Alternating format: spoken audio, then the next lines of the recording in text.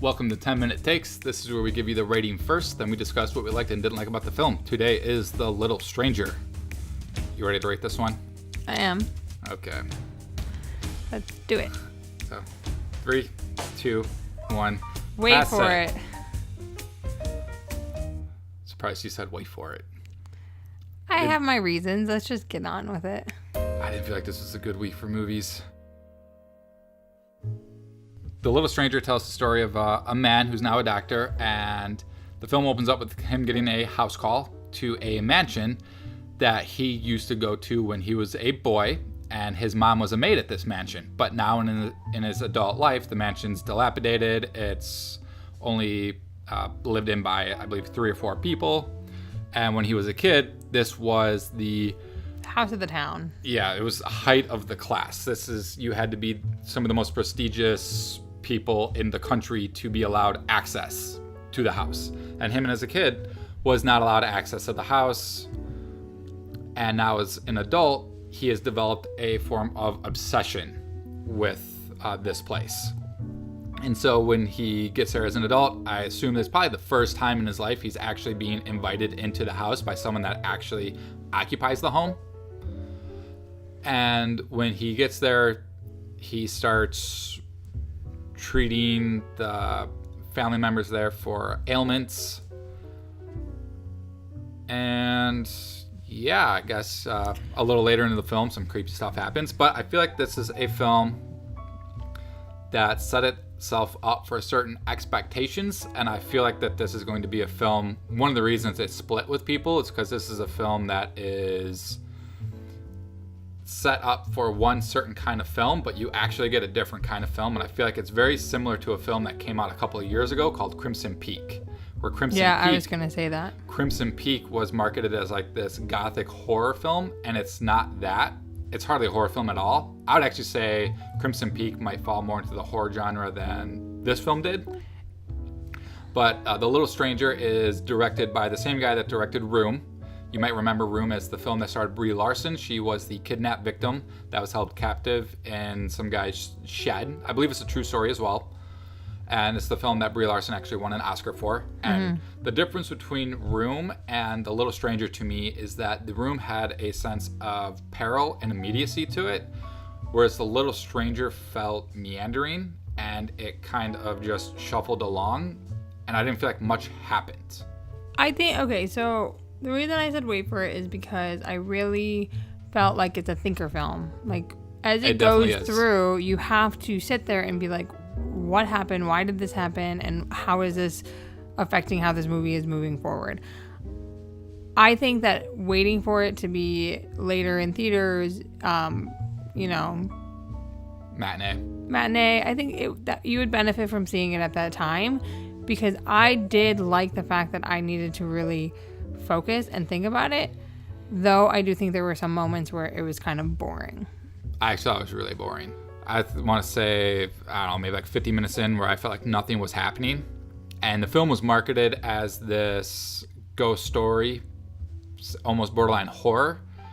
And by the time we start getting the ghost story stuff happening, I actually looked at my watch. We were an hour into the film.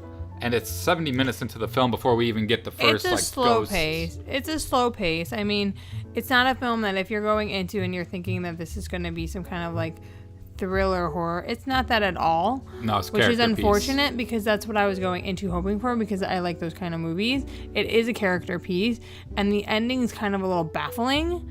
But I think that takes away, as when we left, we talked about it. Yeah, we did. We had a conversation about the ending and what we both thought about it, which I think is kind of impressive for this type of film because of how it was. People in the audience seemed to like it, but it fell short. It wasn't exactly what I expected going into the movie. Yeah. And when I learned about what the ending really meant from the director, I was kind of disappointed. Yeah, one of the things that I don't like about films is that when you have to go reading, at least for me, this is what I had to do, read an interview with the director who talked about the ending and what it meant, because it was very confusing for me personally what the final moments of the film were. And it makes sense in a way. Like, I get what he was going for. It just didn't gel with me as a viewer. when you told me what the director really thought, I immediately didn't like it. I was like, no. But I get what he was trying to do. It definitely was a different film. Yeah. I would say visually, I thought it looked pleasing. Visually, it's fantastic. Visually, it was amazing. Very cool. Why don't we talk about that for a little bit? Because at least that's something I know you like. No, visually, it was great. It's also one of the other things I would say this film is impeccably acted. It stars I'm probably going to butcher his name, Domhnall Gleeson. Is that the main character? Yes. You'll know him. He's great. He's General Hux in Star Wars. He was an Ex Machina.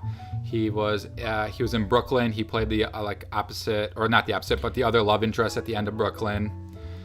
He is quietly becoming one of the most consistently good actors in Hollywood. He was also in Peter Rabbit a couple of months ago.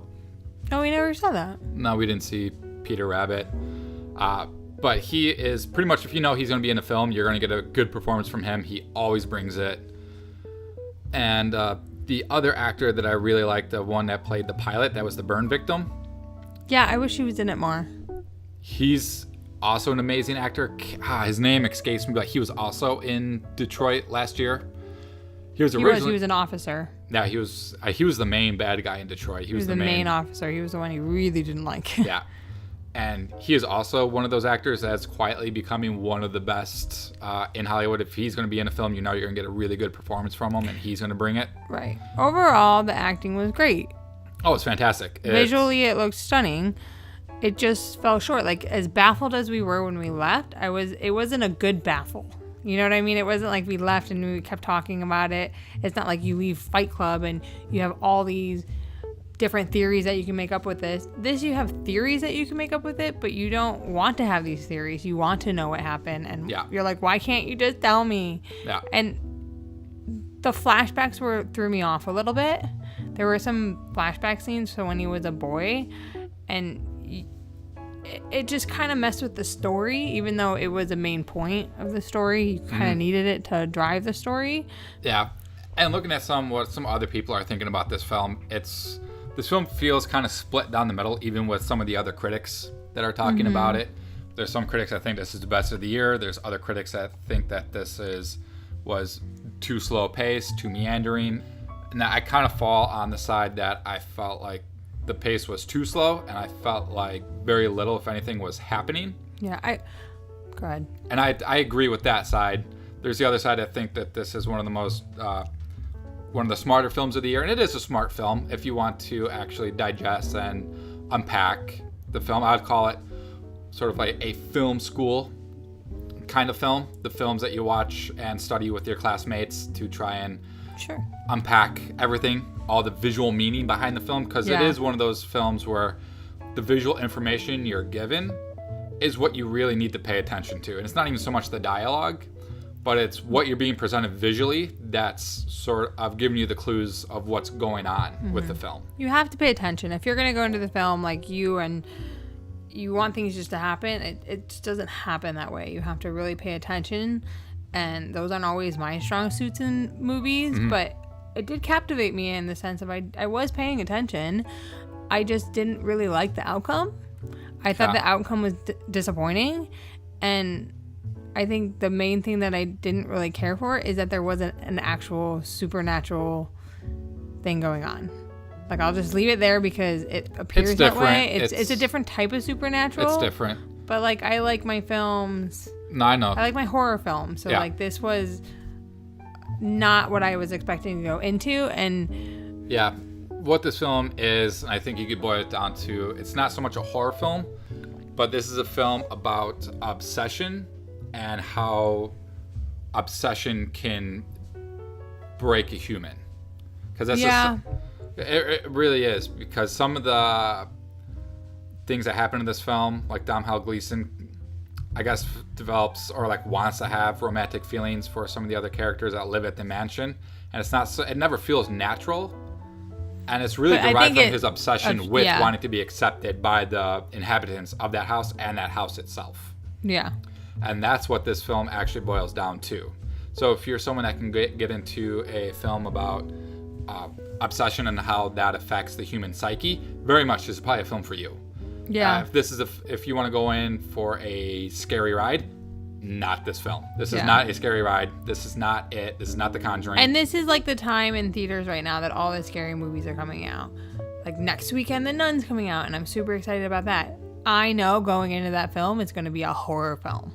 Yeah. Like we know that, but it was just kind of a bummer that this is the time that all these horror movies are starting to come out, and this one just really felt short. It just, you come out kind of being like, what?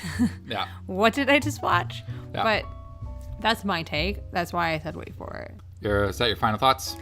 My final thought. Okay. That is it for this discussion on The Little Stranger. Super excited. Next week we have The Nun. Not sure if anything else comes out. I'm sure there's something else that'll be coming out. The Nun. So thanks for checking us out. Like and subscribe if you want to see more. And thanks for watching, and stay tuned.